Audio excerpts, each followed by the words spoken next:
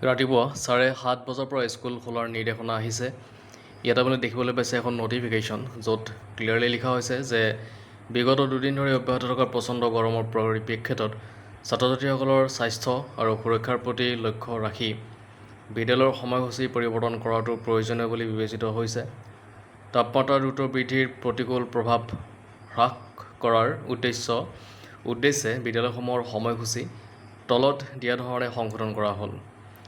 দেখিছে ইয়াতে নিম্ন প্ৰাথমিকৰ ক্ষেত্ৰত পুৱা 7:30 বজাৰ পৰা দুপৰীয়া 12 বজালৈ, উচ্চ প্ৰাথমিকৰ ক্ষেত্ৰত 7:30 বজাৰ পৰা 1 বজালৈ আৰু হায়াৰ ছেকেণ্ডাৰী ছিনিয়ৰ ছেকেণ্ডাৰী বিদ্যালয়ৰ ক্ষেত্ৰত 7:30 বজাৰ পৰা 1:15লৈ।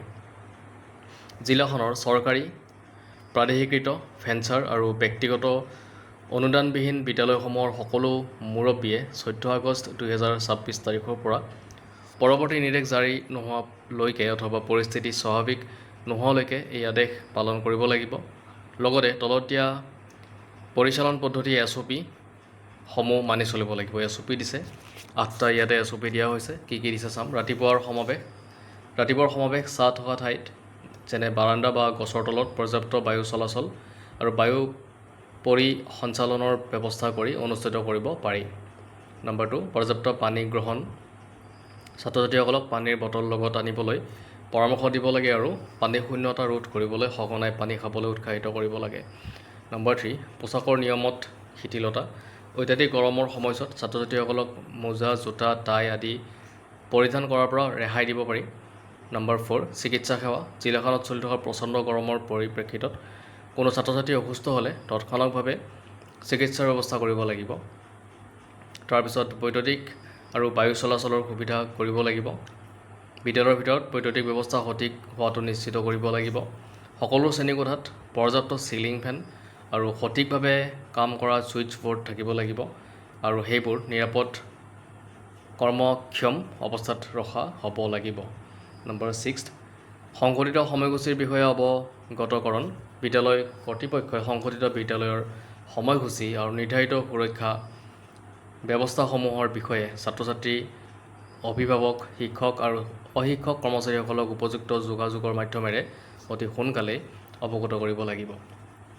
নম্বৰ 7, পৰিষ্কাৰ পৰিচ্ছন্নতা আৰু স্বাস্থ্যবিধি। সকলো বিদ্যালয়তে শৌচাগাৰ আৰু প্ৰস্ৰাৱগাৰ পৰিষ্কাৰ কৰা আৰু উপযুক্ত পৰিচ্ছন্নতা বজাই ৰখাক সৰ্বোচ্চ অগ্ৰাধিকাৰ দিব লাগিব। নম্বৰ 8, শ্ৰেণীকোঠাৰ আসন ব্যৱস্থা আৰু বায়ু চলাচল। শ্ৰেণীকোঠাত উপযুক্ত আসন ব্যৱস্থা কৰিব লাগিব যাতে পৰ্যাপ্ত বায়ু চলাচল আৰু শ্ৰেণীকোঠাৰ ভিতৰত বায়ুৰ মুক্ত পৰিসঞ্চালন নিশ্চিত হয়। তো এইখিনি দেখা পালে আপোনালোকে 8টা ইয়াতে নিৰ্দেশনা। এতিয়া এই নটিফিকেশ্যন আহিছিলে government of Assam office of the inspector of school, Sribhumi. তো শ্ৰীভূমিৰ ফালৰ পৰা এখন 13 তাৰিখত নটিফিকেশ্যন ওলাইছিলে। কিন্তু এটা কথা আপোনালোকে গম পায়, যেতিয়া কোনো এখন নটিফিকেশ্যন আহে কোনোবা এখন ডিষ্ট্ৰিক্টৰ ক্ষেত্ৰত, তেতিয়া অন্যবিলাক ডিষ্ট্ৰিক্টৰ ক্ষেত্ৰতো একেধৰণৰ নটিফিকেশ্যন আহিবলৈ আমি দেখিবলৈ পাওঁ। আৰু ঠিক তেনেদৰে আন এখন ডিষ্ট্ৰিক্টতো আহিছে। এইটো চাওক, শিলচৰৰ ক্ষেত্ৰতো এনেকৈ আহিছে।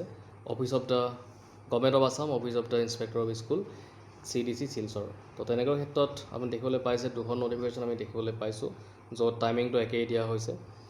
এতিয়া কথা হ'ল অন্যবিলাক ডিষ্ট্ৰিক্টৰ ক্ষেত্ৰতো অহাৰ চান্সেছ আছে আৰু যেতিয়া আমি সেইখিনি পাম নিশ্চয় আপোনালোকক ভিডিঅ'ৰ মাধ্যমেৰে জনাবলৈ চেষ্টা কৰিম।